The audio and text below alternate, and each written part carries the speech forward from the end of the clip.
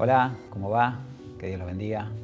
Bueno, le damos la bienvenida a un devocional más en este espacio que tenemos de la iglesia. Y quería compartir con ustedes un pasaje que se encuentra en el capítulo 8 de Romanos. Vamos a leer dos versículos. Romanos 8, versículos 26 y 27. Voy a estar leyendo la versión Dios habla hoy. Dice así: de igual manera, el Espíritu nos ayuda en nuestra debilidad, porque no sabemos orar como es debido, pero el Espíritu mismo ruega a Dios por nosotros, con gemidos que no pueden expresarse con palabras. Y Dios, que examina los corazones, sabe qué es lo que el Espíritu quiere decir, porque el Espíritu ruega conforme a la voluntad de Dios por los del pueblo santo. Sí, un texto que solemos leer, ¿no? En este capítulo 8 tan abarcativo, este capítulo 8 que tiene tantas cosas como todo la carta a los romanos, ¿no? Ahora yo estaba pensando cuando leía esto, relacionándolo con algunas cosas que estuve viendo, que me sucedieron en esta última semana. Y si yo, vamos a hacerlo así, te voy a interpelar al que está mirando, ¿no? Si yo te preguntara quién es Dios, ¿qué dirías? ¿Qué podrías decir si alguien te preguntara quién es Dios? Porque muchas veces la idea que tenemos de Dios o de quién es Dios está muy ligada a lo que esperamos de Él. ¿Sí? No sé si se entiende. A veces la idea o la concepción que tenemos de Dios está más ligada, no tan ligada a lo que es Él, a lo que Él es, sino más ligada a lo que nosotros esperamos de Él. O más ligada a lo que nosotros pretendemos que Él haga en nosotros. O en qué medida nos relacionamos con Él para lograr algo que queremos. ¿Sí? No sé si se entiende la idea. ¿Sí? Es como si Dios fuera aquel medio que tengo para alcanzar algo personal. ¿Y por qué digo esto? Porque hace poco me mandaron un video de YouTube, ¿no? Un link para que mirara, y me dice, no, miralo, está buenísimo. Era una prédica cristiana, ¿no? De una iglesia muy grande y demás. Y en esa prédica, que duraba casi 2 horas, hablaba sobre los beneficios del Evangelio, ¿no? Yo no podría decir que lo que decía el predicador estaba mal. Pero era interesante porque durante las casi 2 horas que duraba el mensaje, ese mensaje estaba centrado en que Cristo prospera, ¿sí? Materialmente, que Cristo sana, que soy creación divina y que como soy creación divina soy súper importante, que somos hijos del Rey y que por ende nada nos faltará, y que sus promesas son todo lo que podemos, ¿no? Que en sus promesas todo lo podemos, ¿sí? Una especie y uno se pone a analizar y no podría decir necesariamente que eso no es cierto, ¿sí? Por supuesto que tendría muchísimos asteriscos para explicar cada punto, pero no lo voy a hacer ahora. Pero lo que me resultó por lo menos extraño es cómo este tipo de mensaje está proliferando alrededor del mundo, ¿sí? Y está muy atado a la idea de lo que es el Evangelio. Y me di cuenta, en esto no soy un genio, sino que lo habrán notado todos ustedes también, es que la realidad es que el Evangelio se ha vuelto una suerte de como boleto, como pasaje al bienestar y al éxito. Y el Evangelio se volvió un poco eso, un boleto seguro a mi éxito personal o al bienestar. Lo más triste de todo esto es que el Evangelio no es eso. El Evangelio está muy lejos, dista mucho de ser eso. Y si bien las afirmaciones de que somos hijos del Rey, y si bien las afirmaciones de que el Señor prospera y que el Señor sana, no son falsas, a veces se crea una expectativa tal que la razón por la que yo puedo acercarme a Dios, y uno diría, bueno, un acercamiento en primera instancia no estaría mal si fuera eso, porque después conozco el Evangelio y voy entendiendo que no es eso, pero muchas veces la razón por la que permanezco en el Evangelio es porque Dios me puede dar algo de todo esto que mencioné. Y tal vez no la razón principal.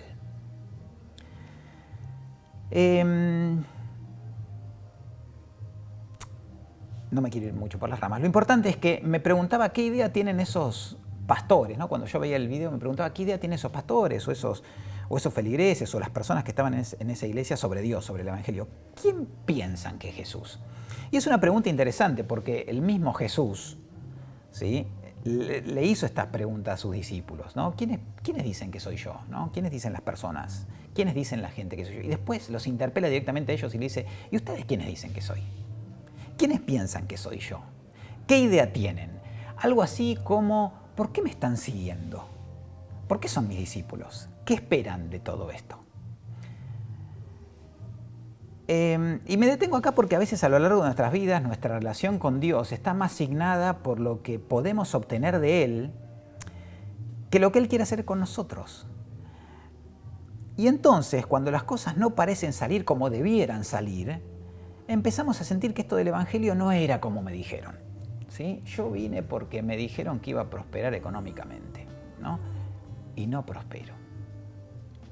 Yo vine porque me dijeron que tal se iba a sanar y no se sanó. Es más, se enfermó peor. Es más, se murió. No se sanó. Esto no es lo que me prometieron. O yo vine porque quería sanarme y pasaron los años y no me sané. Es un gran problema pensar que Dios es una especie de genio de la lámpara que cumple mis deseos, ¿sí? Yo froto, oro y cumple mis deseos.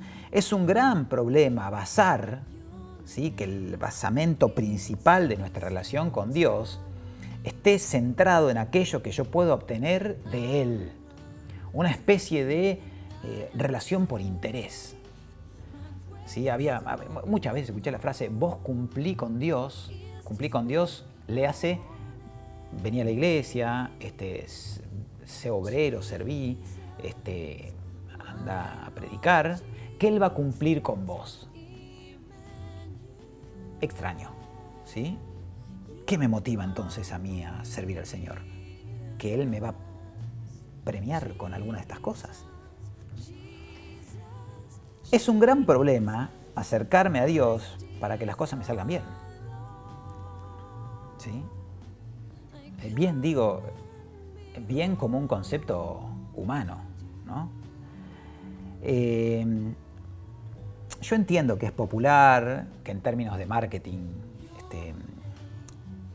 vende más un Jesús que prospera, un Jesús que sana siempre, que no va a permitir que haya enfermos entre sus hijos, vende más un Jesús que cumple sueños y que cumple deseos, que te hace un tipo exitoso, que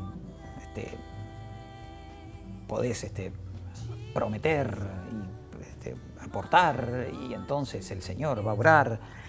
Entiendo que eso haga que proliferen predicadores, porque ¿a quién no le gusta escuchar eso? ¿No? Uno levanta el ánimo, es una prédica más un coacheo para levantar el ánimo. Y entiendo que abunden predicadores con este contenido y que la gente disfrute de eso. Y sí, ¿no?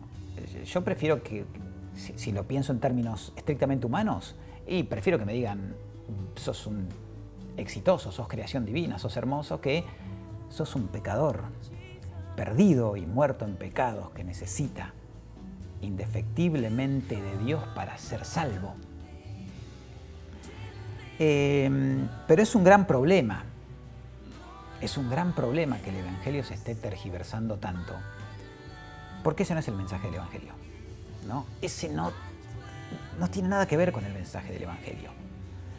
El llamado de Jesús, uno de los primeros llamados de Jesús a sus discípulos, ¿sí? Si uno piensa en el Evangelio de Marcos, el primero es síganme, ¿sí? Síganme, vengan conmigo. Y los discípulos le largan todo y van. Pero después el mensaje es como que Jesús va profundizando un poco más en qué tipo de discipulado quiere. Y ese segundo llamamiento Jesús ya no dice síganme solamente, dice el que quiere venir en pos de mí, el que quiere venir, el que quiere seguirme, el que quiere venir conmigo, el que quiere ser mi discípulo, tiene que negarse a sí mismo, tiene que perder el interés por sí mismo, cargar su cruz cada día y ahí seguirme. Y es interesante, porque este Evangelio no parece tan popular. Este Evangelio no sé si me garantiza el 0 kilómetro o el bienestar. O me libra absolutamente de las enfermedades. ¿Eso quiere decir que Dios no puede sanar? No, en absoluto, para nada. Dios puede sanar, sin duda que puede sanar, sin duda que lo hace. Pero, y acá pongo la salvedad, solo si Él quiere. Solo si eso forma parte de su voluntad. Y acá abro otro asterisco. Voluntad de Dios, que es siempre buena, agradable y perfecta. ¿Dios puede sanar? Por supuesto. ¿Dios tiene que sanar porque yo soy su hijo? ¿Le puedo demandar a Dios, saname? No. O no estaría bien que lo hiciera. Y no estaría bien que esperara eso. ¿Eso quiere decir que Dios no puede prosperar materialmente, económicamente? No, claro que puede prosperar. Dios puede prosperar. Dios lo hace, de hecho. Ahora, solo si Él quiere. Solo si está dentro de su voluntad. ¿Eso quiere decir que Dios no puede cumplir mis sueños? Sí, puede cumplir mis sueños, siempre y cuando mis sueños estén dentro de los planes que Él tiene para mi vida. Si no, no. Si no, no los cumple. Por eso vuelvo a este texto.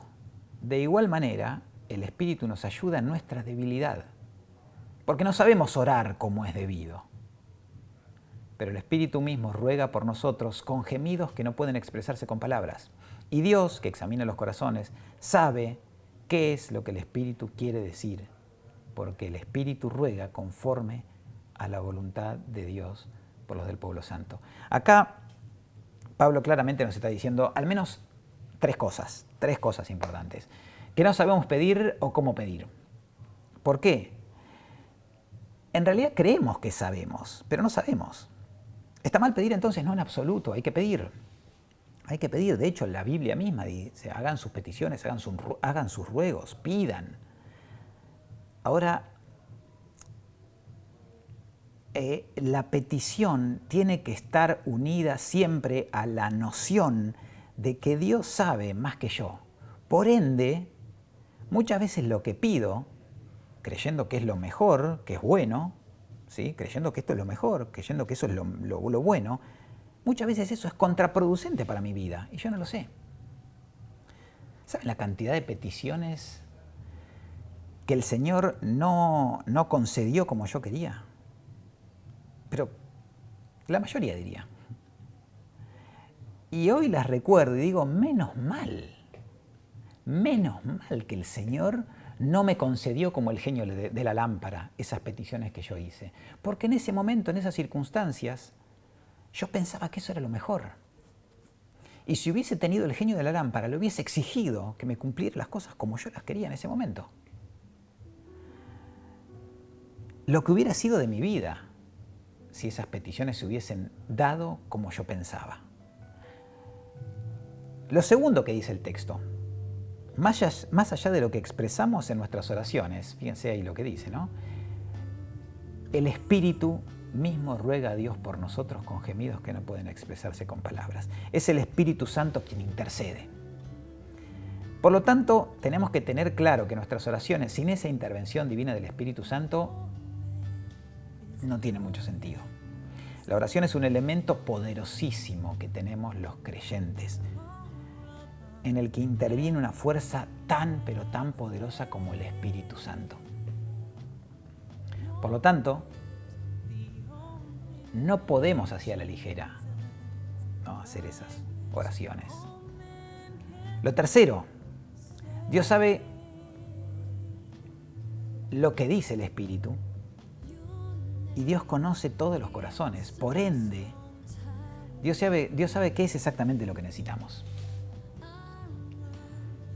¿Cuándo lo necesitamos? ¿Cómo lo necesitamos? ¿En qué medida lo necesitamos? Y Dios va a intervenir conforme a su voluntad. Por eso es tan hermosa la escena de Jesús en Getsemaní. Jesús pide, Padre, si puedo pasar de esto, ayúdame. Por eso digo, es lícito, está bien, no está mal pedir, ¿no? Pero Jesús tiene muy claro algo. Jesús nunca expresa su petición sin tener en cuenta lo más importante. Si eso que está pidiendo interfiere en los planes, en los propósitos de la voluntad soberana de Dios, no lo quiere. Que sea como vos querés y no como yo. Que sea tu voluntad y no mi voluntad. Yo no quiero nada que esté por fuera de la voluntad soberana de Dios para mi vida, porque no va a ser para mi bien, a pesar de que hoy me parezca fenomenal. Por eso, digo, esto me ha llevado en mi vida a no gastar, digo entre comillas, no gastar tiempo en darle instrucciones tan precisas a Dios con lo que debe hacer. ¿Sí? He pasado mucho tiempo dándole instrucciones precisas de que Señor, tenés que hacer esto, esto y esto para que el resultado sea este y este, y para que entonces suceda esta. Creo que hoy lo que más anhelo pedirle al Señor, o lo que más le pido al Señor, es la madurez suficiente para poder aceptar su voluntad, aceptar los designios que Él tiene para mi vida, cuando esa voluntad y esos designios no se parecen a lo que yo quería, no se parecen a mi voluntad. Y hasta a veces están muy lejos de eso. Poder aceptar eso como la voluntad de Dios, buena, agradable y perfecta, es una de las cuestiones más importantes que tiene el cristiano en su tránsito, en el andar del Evangelio. Poder alinearnos con la voluntad de Dios, primero para poder pedir con sabiduría y segundo, para poder tener la suficiente fuerza, entereza, fe como para poder aceptar que esto, que no se parece a lo que yo quería, sino que justamente es todo lo contrario de lo que yo quería, es también designio de Dios.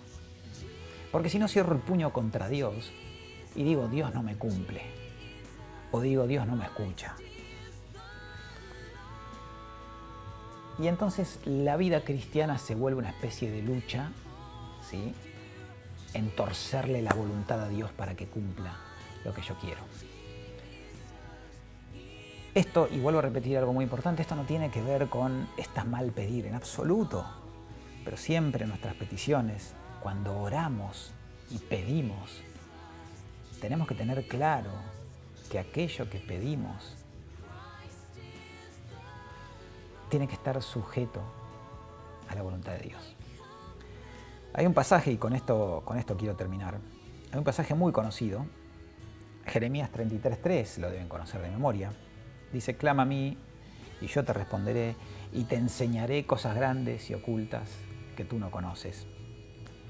Y yo justamente lo cito porque he visto cómo este texto es citado muchas veces como un modo de reafirmar que Dios cumple lo que le pido. Clama que el Señor te va a responder. Y es como que damos por sentado que esa respuesta del Señor es la que yo quiero. Sí, damos por sentado, yo clamo y el Señor me va a responder. Y pensamos, damos como obvio, que la respuesta es lo que yo quiero. Clamo y el Señor responde lo que yo quiero. Falta que le agreguemos eso, ¿no? Clamo y responde el Señor lo que yo quería. ¿Sí? Implica muchas veces que Dios concede necesariamente lo que yo le pido. Y eso no es lo que dice el texto. ¿Sí? El texto no dice eso. Y acá me quiero quedar en 3 puntitos que los digo rápido. El texto por lo menos nos dice 3 cosas claramente. Primero, clamar.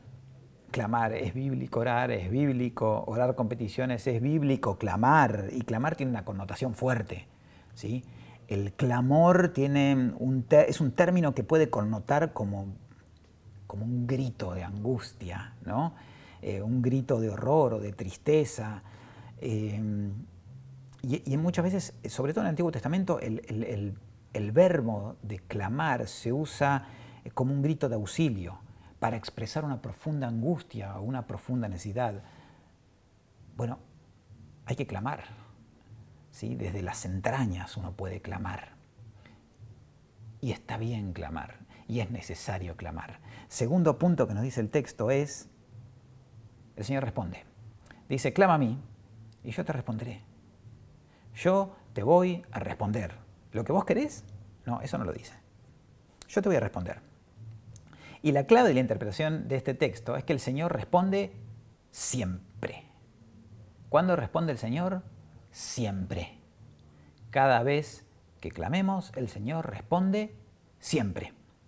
La cuestión es no confundir la respuesta con la concesión de mi petición. Si yo asumo que el yo te responderé es la concesión de lo que pedía, me estoy equivocando. El Señor responde siempre. Y esto lo decimos, ¿sí? Y ustedes lo saben. Las respuestas del Señor son sí, toma lo que querías, no te voy a dar lo que querías, y no es el momento, paciencia. Pero el no es una respuesta. Y ese no es el que a veces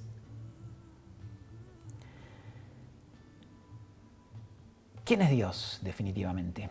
¿Quién es Dios? ¿Es aquel que vino a mi vida a cumplir mis propósitos y mis sueños? ¿Es aquel que tiene que trabajar y darme lo que yo necesito? ¿O es mi Señor? Y cuando nosotros decimos Señor, estamos diciendo algo muy profundo. Estamos diciendo que estamos sujetos a lo que Él decida con nosotros. Cuando nosotros decimos que Él es mi Señor, estamos diciendo que dependemos de Él. Por eso cualquiera que le diga Señor, Señor, lo dice el Evangelio, ¿no? No cualquiera que dice Señor, Señor va a entrar al reino de los cielos. Tenemos que ser conscientes de lo que implica la palabra Señor. El señorío de mi vida te lo entrego. Por lo tanto, en esa entrega voluntaria y amorosa que responde a su amor, yo tengo que creer para que mi vida cristiana sea una vida saludable, que aquello que viene a mi vida es lo mejor, es bueno, es agradable y es perfecto. Espero que todos, incluyéndome, empecemos a orar mejor y empecemos a entender que aquello que viene a nuestras vidas, si le hemos entregado el señorío al Señor, es para nuestro bien.